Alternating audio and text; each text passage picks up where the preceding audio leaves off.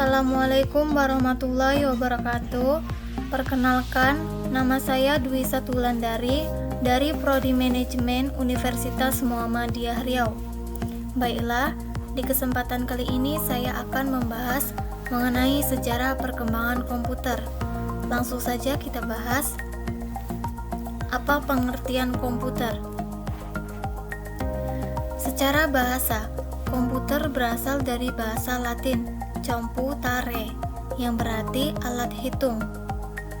Secara umum, komputer yaitu suatu alat atau perangkat elektronik yang dapat digunakan untuk mengelola data sesuai dengan prosedur yang telah dirumuskan sebelumnya, sehingga menghasilkan informasi bermanfaat bagi penggunanya.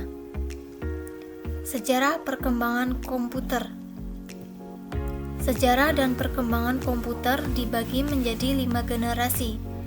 Tiap generasi ditetapkan berdasarkan teknologi pengembangan yang digunakan untuk membuat komputer tersebut beroperasi.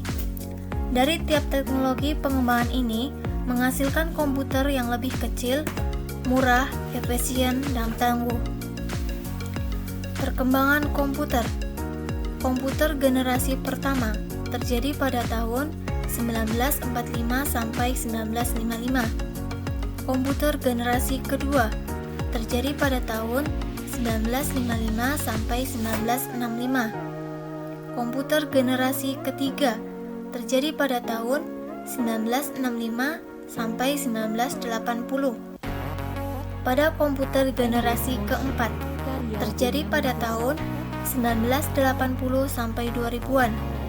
Dan yang terakhir, komputer generasi kelima terjadi pada tahun 2000-an sampai masa depan.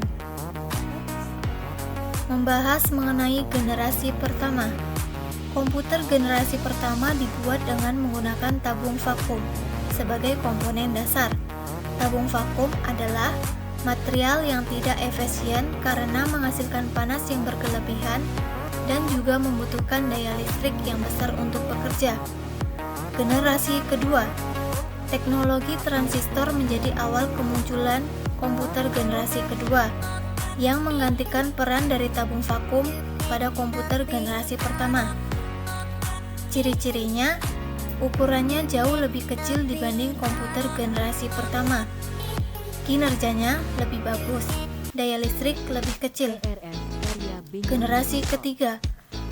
Pada komputer generasi ini menggunakan integrated circuit, menggantikan transistor sebagai komponen komputer.